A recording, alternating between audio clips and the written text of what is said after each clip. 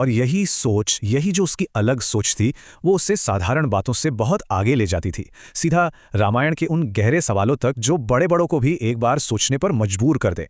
उसका पहला सवाल वो सोचता था कि अगर अगर राम भगवान थे, स्वयं ईश्वर का अवतार, तो फिर उन्हें एक साधारण इंसान की तरह अपनी पत्नी के अपहरण का दुख, वो वियोग, ये सब क्यों सहना पड़ा?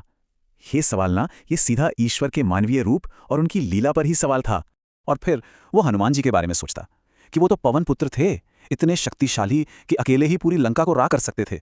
तो फिर उन्होंने सब कुछ खुद ही ठीक क्यों नहीं कर दिया? क्यों उन्होंने राम जी का इंतजार क्यों किया? क्या ये सिर्फ उनकी भक्ति थी, या फिर इसके पीछे कोई और भी गहरा कारण था?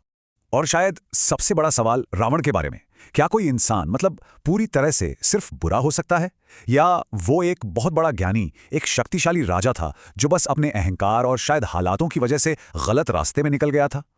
ये सवाल तो हमारी सही और गलत की पूरी सोच को ही चुनौती देता है। तो बस इन्हीं सब सवालों में उलझा हुआ आरव एक दिन पहुंच गया अपने दादाजी के पास। और दादाजी ने उन्होंने उसे कोई सीधा साधा जवाब नहीं दिया, नहीं, बल्कि उसे एक बड़ा ही रहस्यमयी रास्ता दिखाया।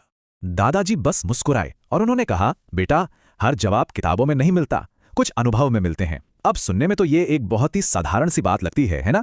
लेकिन इसी एक लाइन ने आरव के दिमाग में जैसे एक चिंगारी सी जला दी। अनुभव। आखिर क्या मतलब था इस शब्द का, और इसका जवाब मिलेगा कैसे? दादाजी की ये बात आरव के मन में एकदम घर कर गई, और उसी रात उसने एक ऐसा कदम उठाया जिसने सब कुछ हमेशा हमेशा के लिए बदल कर रख दिया।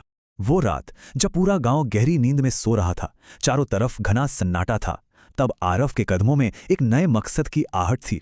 वो एक जानी पहचानी लेकिन फिर भी एक अनजानी सी जगह की तरफ बढ़ रहा था। एकदम दबे पांव वो दादाजी के उस पुराने कमरे में गया, वही कमरा जहां जाने की किसी को इजाजत नहीं थी। अंदर हर तरफ धूल थी, पुरानी किताबों की और भूली बिसरी यादों की एक अजीब सी महक थी। और उस अंधेरे, धूल भरे